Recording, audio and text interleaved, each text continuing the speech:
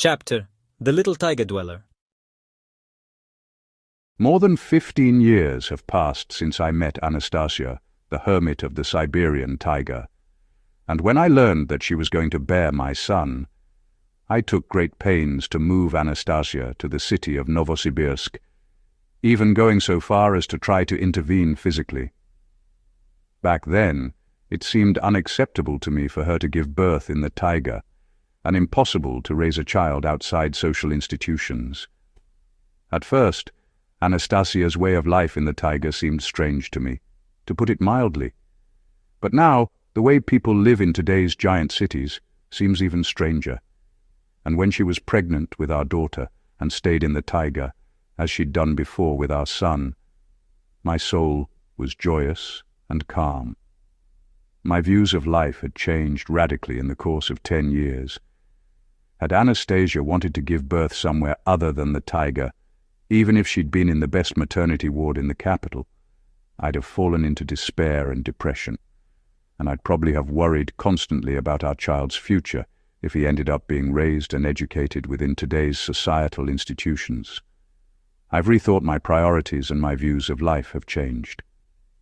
Anastasia gave birth to our daughter in her family glade in the Siberian taiga. I wasn't present for the birth, and there were no qualified doctors at her side, no modern medical equipment. But in my soul, I was calm. I knew that she was giving birth in one of the most perfect maternity wards on earth, in her family space. When Anastasia gave birth to our daughter, she asked what I would like to name the newborn. Without thinking, I answered, Anastasia. And it wasn't because Anastasia had named our son Vladimir. It's just that by the time our daughter was born, I'd come to see Anastasia as a wise, brave, and very kind woman. Her name had become synonymous for me with these qualities, and I wanted our daughter to inherit them. I couldn't imagine anyone other than Anastasia raising our daughter, even though at many points her approach to child-rearing looks like a total lack of a conscious approach to child-rearing. That's far from the case. For example, here's what happened one time with our little daughter in the taiga. This time, when Anastasia met me, she was in a jolly mood, even playful, it seemed to me. She appeared suddenly when I was approaching the familiar glade, where the three of them were now living. Wearing a light dress reminiscent of a Roman tunic, she stood on my path and smiled. I wondered where she'd gotten that dress. I stopped, delighting in the unusual vision. It's really something, I thought.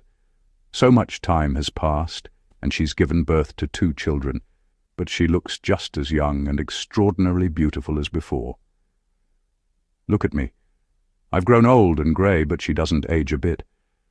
I recalled how, waking up early in the morning, she would take joy in the coming day and set off racing against the she-wolf, performing elaborate somersaults. Would she be able to do that now? As if she'd heard my silent question, Anastasia performed a double somersault with almost no running start at all, and then there she was again, right next to me. Hello, Vladimir. I wasn't able to answer right away. A captivating aroma and extraordinary warmth radiated from Anastasia's body. I shyly touched her on the shoulder. For some reason I hesitated to embrace her, and I responded lamely, "And hello to you, Anastasia." She snuggled up against me, hugged me, and whispered, Our darling little daughter is such a smart and beautiful little thing. Then Anastasia walked ahead of me barefoot through the grass.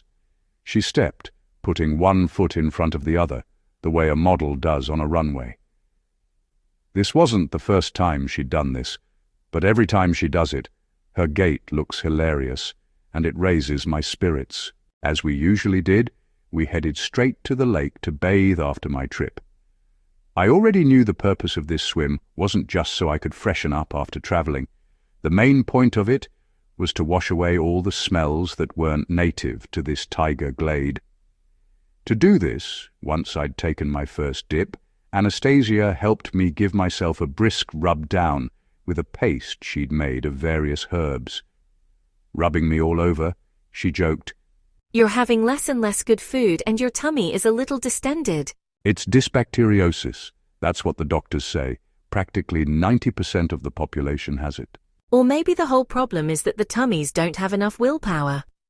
You yourself say that 10% of the population doesn't have this dysbacteriosis. I had to walk around for a while with my body, and even my hair coated with this green paste, and then dive back into the water and splash myself with water. After I came out of the water and my body had dried off a bit, Anastasia removed her tunic-like dress and held it out to me. It would be good for you to put this shirt on now. Anastasia stood before me, her breast exposed. They were a bit larger than they've been before. A tiny drop of milk appeared on one nipple. "You're still nursing our daughter," I'm supplementing with milk. Anastasia answered brightly. She squeezed her breast with both hands and splashed me in the face with a stream of milk, then laughed and wiped the milk over my face. If you put this on and belt it, it will look like a shirt on you. I've been wearing this shirt continually since I gave birth to our daughter. Sometimes she would sleep wrapped in it. She's grown accustomed to its smell and to the way it looks. If you do what I tell you to do, it will be easy for our little girl to get used to you. "But what will you wear now?" Well, I have two very similar ones, and I've alternated wearing them. The one I'm offering you, that one I wore more. And I'd often fasten my hair with a little braid made of grass. Now I'll go braid one like it for you too, and meanwhile you can go observe our little girl a bit. "Just observe her a bit? You mean I'm not allowed to touch her or have contact with her?" Of course you're allowed, Vladimir. Even so, it's better just to observe her at first. Even though she's little, she already is an independent being, so it's better if you just observe her first, without pestering her. You can acquaint yourself with her habits and try to get a sense of her world. I know that when our son was born, I just observed him at first too. Tell me, Anastasia, how long before I can pick her up? You will feel when the time is right. Your heart will let you know. It seemed to me that Anastasia wanted me to observe our little daughter on my own and try to figure something out, and that's why she'd come up with some urgent tasks of her own. And I wasn't against this way of doing things either. I really did need to find some way to study how our child behaves, because to my daughter, I was just some uncle she didn't know. And then this strange uncle suddenly goes and picks the child up for no reason at all and starts with his sloppy sentimentality, squeezing her and cooing at her to make himself happy. But maybe the child hates being cooed at, not just by strange uncles, but in general, no matter who's doing it. I asked, "Anastasia, so where is our daughter now? If you go off to do your braiding, to braid the tie, how will I find her?" She's somewhere around here, not far away. Try to find her yourself. Let your heart tell you where she's to be found. It seemed to me that I'd begun to understand a lot about life in the Taiga glade. But each time something new would still amaze me. How can you allow a child who hasn't even turned 2 yet to walk or crawl wherever she wants through the taiga, and not even keep an eye on her while she does? And this is the taiga, where there are no people. In the taiga, where there are a great many wild animals. In the past, I had observed my newborn son and had seen him fall asleep against a she-bear's belly, while the she-bear lay motionless, waiting for him to get a good sleep. And I saw how the wolves would guard the infant and how the nimble squirrels would play with him. It was clear to me that the beast living here in the glade or nearby it were like pets. Within the territories they'd mark, they didn't fight and didn't attack each other. A dog that lives in the same household with a cat might not touch the cat, or might even become friends with it, but he might still attack a cat from outside the family. So it makes sense that here, too, the animals don't attack each other within their defined territory, and they certainly won't attack the human's offspring. They revere the human living on their territory, so naturally they'll protect the human child and consider it an honor to look after him. All the same, this kind of situation was a little unfamiliar. For example, what might happen if the child were to go outside the marked territory? Other wild animals wouldn't treat him the way his own do. Basically, in spite of the logic of it all, some unfamiliar feelings arose in me. But what if I come across some wild animal while I'm looking for our daughter? I asked Anastasia as she was walking off. I'm still not used to them, and they're not used to me either. They won't do anything bad to you, Vladimir. You're wearing the shirt after all. You can walk around with complete confidence and not torment yourself with fearful thoughts. Anastasia ran off to her little earthen home. After I came out into the glade and didn't find anyone there, I set off through the forest surrounding the glade, since I figured our daughter might be close by. I decided that if I walked in circles, gradually increasing the diameter, then I'd be sure to catch sight of her. And I saw her before I'd even completed my first loop. Little Anastasia was standing alone between some currant bushes. She was holding on to one of the branches and examining some bug and smiling. I hid behind another bush and began observing her. The little girl was dressed in a short shirt-like dress, her hair bound with a tie woven from the strands of some kind of grass. Once she satisfied her curiosity about what was going on the branch, she set off barefoot across the grass in the direction of the glade. Then her foot must have caught on a branch or in the grass, and she fell down. The little girl fell flat on her face on the grass, but she didn't cry. Without a word, she braced her little hands against the ground and sat up. Then she crawled a meter or two on hands and knees, and then got to her feet once more, and stepping slowly, continued along her path. Trying to remain unnoticed, I followed my daughter very cautiously, and suddenly, right before my very eyes, Nastenka disappeared. At first, shocked, I just stopped and stood stock still for a bit. Then I quickly ran up to the spot where she'd just been walking and began looking all around. But she was nowhere to be seen. Not behind the tree near where she'd disappeared, and not behind the bush. The little girl couldn't yet run fast enough to disappear from sight so swiftly. I began circling around the tree near where she disappeared, increasing the diameter of the circle with each round, but I still couldn't see her. I stood for some time, trying to decide what to do. Then I ran to the little earthen house where I figured Anastasia would be. She was sitting calmly at the entrance, braiding a headband out of grass strands, quietly singing. Not far away, a silver fox was rubbing herself against the tree trunk like an affectionate cat. Anastasia, our daughter's, disappeared. I was walking a few meters behind her, not taking my eyes off her. Then suddenly she up, and it was like she dissolved into thin air. She's nowhere to be found. Anastasia reacted with surprising calm. She didn't even stop her braiding as she answered, Don't worry, Vladimir. I think she's probably in the old fox den now. Who told you that? Do you see the lazy way the fox is rubbing against the tree? Yes, I see. That's her way of letting me know the child is in her den. But maybe she's trying to tell you something else. If she was telling me about something bad, then she'd be showing her agitation. She'd run off a bit, then come running back and try to get me to follow her to help. All the same, you can't be 100% certain where our daughter is, especially since there is no den at all in the spot where she disappeared. I looked around everywhere. All right, Vladimir. Then let's go and have a look together and see where our clever little one has hidden. When we arrived at the spot where the little girl had seemed to dissolve, Anastasia pushed aside some grass, and I immediately glimpsed the den. Its entrance was partially collapsed, and a little hole had formed. I glanced inside it and saw Nastenka, sleeping peacefully, curled up on the bottom. There, you see? She's falling asleep on the damp ground, and I don't think she'll be able to get out of there on her own. The grass on the bottom is dry, Vladimir, and when our little daughter wakes up, she'll be able to solve the problem of how to get out of her shelter all on her own. How will she figure that out? If you want, Vladimir, you just watch, and I'll head back and finish what I was working on. I stayed put. After about 30 minutes, I heard a rustling sound in the hole. The little girl had awakened, but she was having a hard time scrambling out of the hollow on her own.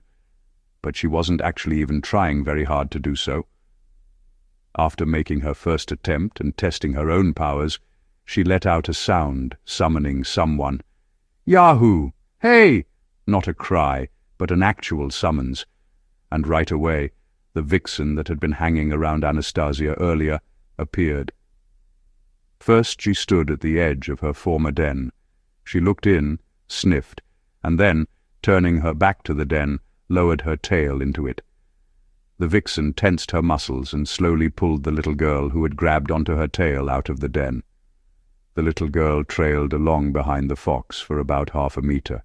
After that she let go of the tail, got up onto her hands and knees, and then stood up on her own 2 feet. Little Nastenka took a look around, smiled, as if recalling something, and then, stepping slowly, she set off, smiling, in the direction of the lake. I continued to follow her, unnoticed. There were no wild animals around, and it seemed that no one in the taiga beside me was watching the little one. But a bit later on, I realized I was wrong about that. It turned out that she and I were both being watched closely, and before long, I for the first time saw a conflict between my daughter and a wild animal in the taiga. When Nastenka had made her way out from amongst the raspberry bushes, she stood where she was for some time and gazed at the mirror-like surface of the lake. Then she took off her short little shirt and, stepping carefully with her bare feet, headed toward the lake. She was about 5 or 6 meters from the water when a tough-looking she-wolf suddenly sprang out of the bushes and, with several powerful leaps, put herself between the shore of the lake and Nastenka. The little girl slapped the beast on the back with her tiny hands, tugging at its fur and touching its snout. By way of reply, the she-wolf licked the child's foot, but that's where the mutual signs of attention or affection ended. Playing with the she-wolf evidently didn't enter into Nastenka's plans. She wanted to get to the water, which she first tried to do by taking 3 steps to the side and walking around the she-wolf that was standing at that spot. But as soon as the little girl tried to move ahead, the she-wolf once again blocked her path. Nastenka pushed against the beast's side with her hands, attempting to remove the obstacle, but the she-wolf didn't obey the child and stood there as if rooted to the spot. Then Nastenka sat down on the grass, thought a bit, and made an attempt to crawl under the she-wolf's belly. But this attempt did not meet with success either. The she-wolf pressed herself to the ground. Evidently, Nastenka understood that the beast was not letting her get to the water and that she could not remove the obstacle using force. She sat on the grass for some time, pondering something, then started to crawl and even move away from the she-wolf and the lake. Before long, she stood up, a small twig in her hands. She walked up to the she-wolf's snout, ran the twig along it, and threw it in the direction of the forest. The twig only flew about 1.5 meters. The she-wolf jumped for the twig and grabbed it with her teeth. As this was going on, Nastenka set off running toward the shore of the lake, her legs pumping away. The she-wolf understood she'd been outsmarted, and with 2 headlong jumps, she caught up to the child at the water's edge and knocked her off her feet. Nastenka fell onto her back, and her head touched the water. Pushing against the sand with her little legs, she tried to push herself further out into the lake. The she-wolf grabbed the child's foot with her teeth. She was probably trying not to cause the child any pain. Her grip was light. Nastenka pushed her second foot into the she-wolf's nose, pulled the sole of her foot from the she-wolf's maw and, in high spirits, crawled off into the water. The shore in that spot dropped off sharply to the depth of almost 1 meter, and the little tot was submerged in the water up to her head, but right then she dove out. Working her little arms and legs, she kept herself on the surface of the water. I didn't think our daughter could swim well. I ran out of my hiding place, intending to jump into the water, but when I got to the shore, I saw the she-wolf swimming up to the child. Splashing about in the water, the little girl nestled against the wolf's side and took hold of the fur with her little hands, and they swam along the shore in the shallows. Nastenka let go of the she-wolf as soon as she felt the lake bed beneath her feet.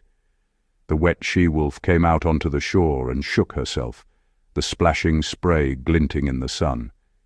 She didn't run away, but remained on the shore, attentively watching the child out of the corner of her eye, and also, as it seemed to me, warily glancing at me. And Nastenka, standing in the water up to her waist, smiled and eagerly kept calling the she-wolf to come over to her. She'd slap her little hands on the water and beckoned her with a wave, but the she-wolf didn't go to her.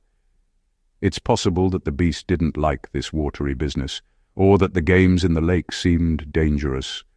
Nastenka suddenly turned her little head in my direction and froze. For the first time I felt my little daughter's gaze fixed on me, and I stood there beneath her gaze, powerless to move a muscle. I understood that she perceived me as some kind of baffling creature that had suddenly appeared in the territory she inhabited. She looked me over for some time, then turned away and came out of the water onto the shore, taking her time, and walked up to the she-wolf lying on the grass. The she-wolf picked up the little dress in her teeth and gave it to the little girl, but Nastenka didn't want to put it on her damp body. She took the clothing and set off in the direction of the dugout at the edge of the glade. I continued observing her path through the taiga and thinking, a tiny child is walking, smiling, through a glade deep in the Siberian taiga, and nothing frightens her, no one attacks her. Quite the contrary. The wild animals are prepared to rush to her aid at a moment's notice. A tiny person is walking along, the way a royal heir walks through her kingdom. It's interesting for her to observe how the bugs and squirrels and birds live, to examine the flowers and test the blades of grass and berries to see how they taste. But at this same time, some other little girl at the very same age finds herself in a space bounded by 4 walls, and within it she is confined within 4 little playpen walls, like some kind of little wild animal. And it doesn't matter that the walls are pretty, and her kind parents buy up all sorts of plastic toys for her, and she tests them to see how they taste. Millions of little girls and boys in our world grow up in apartment cages, like little wild animals. And then we want them to grow up into intelligent, free, and noble people. Well, these individuals can't even imagine. Freedom, first of all, means free thought, knowledge, and perception of the living universe. A child will be told about this living universe in school when he grows up a bit. Of course, he'll receive certain information about the great world of loving nature, about the universe created by the great Creator, but he'll never be able to perceive it through his own experience. You can't replace the perceptions a person can receive in the first years of his life while living in harmony with the great world of the Creator, not through exerting effort or straining himself, but conversely, through playing.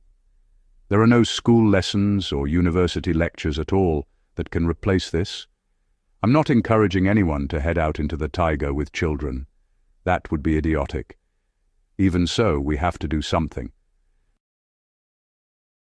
End of chapter. Join us for the next segment of Anasta, Book 10 of the Ringing Cedar series. Who does our daughter look like?